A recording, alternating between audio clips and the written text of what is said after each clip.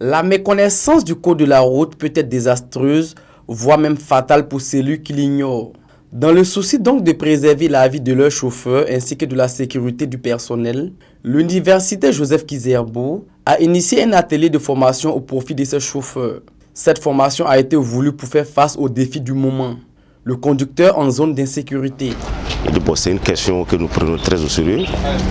Et aujourd'hui, vous savez qu'au Burkina Faso et dans la sous-région, c'est les questions sécuritaires qui sont là. Alors, c'est des gens qui sont amenés donc à effectuer des missions. Et ils doivent avoir quand même un certain nombre de réflexes donc pour des questions sécuritaires. Et ça y va non seulement pour la sécurité et même la sécurité de ceux-là donc qui sont chargés de transporter. Donc voilà pourquoi ce matin nous sommes venus de vive voix au nom du président de l'université, non seulement les encourager à être assidus et à suivre réellement la formation là.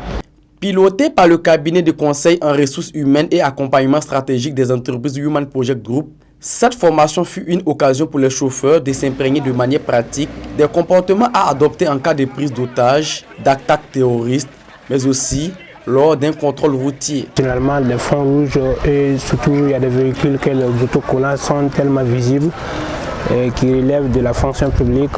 Souvent, généralement, dans les contrôles, dans les postes de contrôle, ils ne sont pas tellement sévères au niveau des contrôles. Et à certains moments aussi, quand ils viennent, vu de la situation, il y a d'autres qui ne respectent pas les règles. Au moins, au niveau des contrôles, on doit ralentir. Et au moins des respects pour les agents qui sont sur la route la jour et la nuit pour nous sécuriser.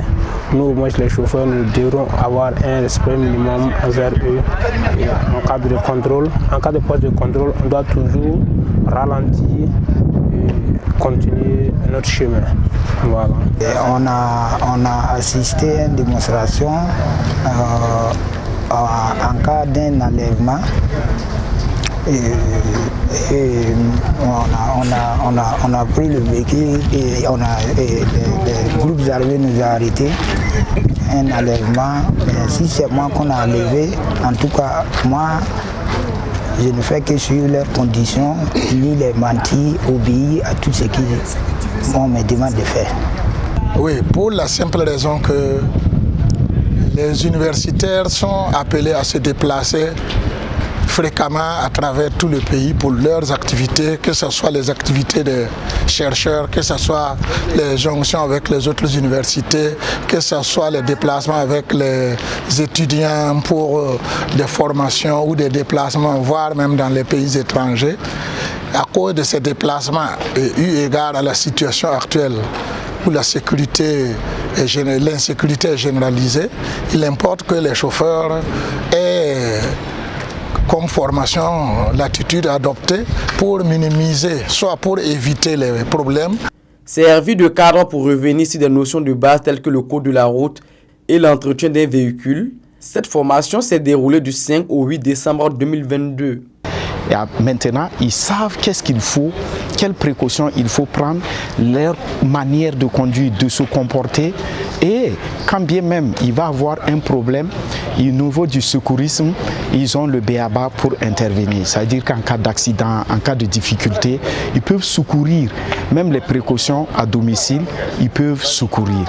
Donc il va sans dire que ça a été, en tout cas je pense que c'est bien vu pour l'université qui a choisi en tout cas de remettre ses conducteurs à niveau.